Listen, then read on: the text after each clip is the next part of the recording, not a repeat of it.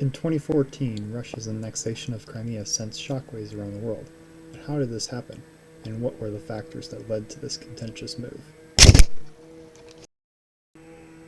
Crimea has long been a strategic location, with a deep-water port at Sevastopol that has been home to the Russian Black Sea Fleet since the 18th century. In 1954, Crimea has long been a strategic location, with a deep-water port at the Sevastopol that has been home to the Russian Black Sea Fleet since the 18th century. In 1954, Soviet leader Nikita Khrushchev transferred control of Crimea from Russia to Ukraine, then a republic within the Soviet Union. Fast forward to 2014, and Ukraine was in the midst of a political crisis. Protests in Kyiv's Maidan Square had forced the ouster of pro-Russian President Viktor Yanukovych and a new pro-Western government to take its power under Petro Poroshenko. This was a major concern for Russia, which saw the Ukraine's move toward the West as a direct threat to its own strategic interests, especially losing the port of Sevastopol, as a pro-Western government would mean less and less cooperation.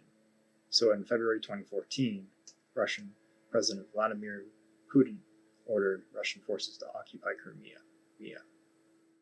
Occupation began in February 2014, specifically the 27th, with deployment of troops to key locations throughout the peninsula. The soldiers, wearing unmarked uniforms, were later revealed to be members of Russia's elite special forces, known as Spetsnaz.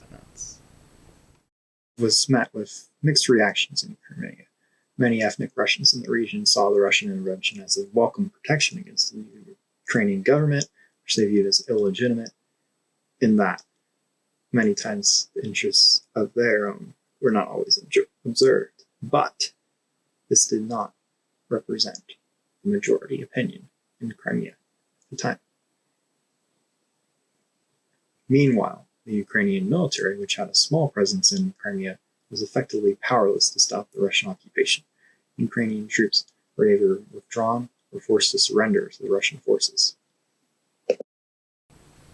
Ukraine withdrew, and on March 16, 2014, a referendum was held in Crimea to determine the region's future.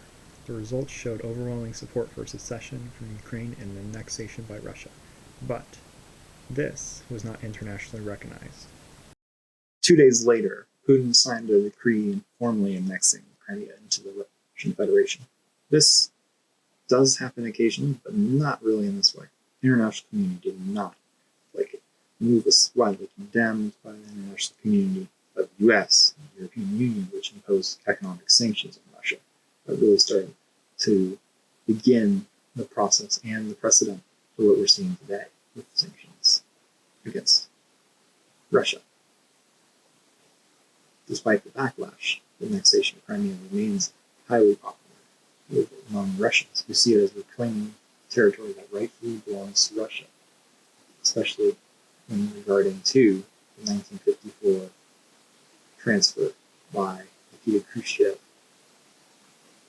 from Russia to Ukraine, still at that point a republic of the Soviet Union. Crimea is a highly contentious issue, with no clear resolution in sight. The annexation was a bold move by Russia, and one that has changed the geopolitical landscape of Europe for years to come. But Ukraine could take this back in the very near future, as we see Ukrainian troops in the current revelation of the Russian invasion of Ukraine, edging ever so closer to Crimea.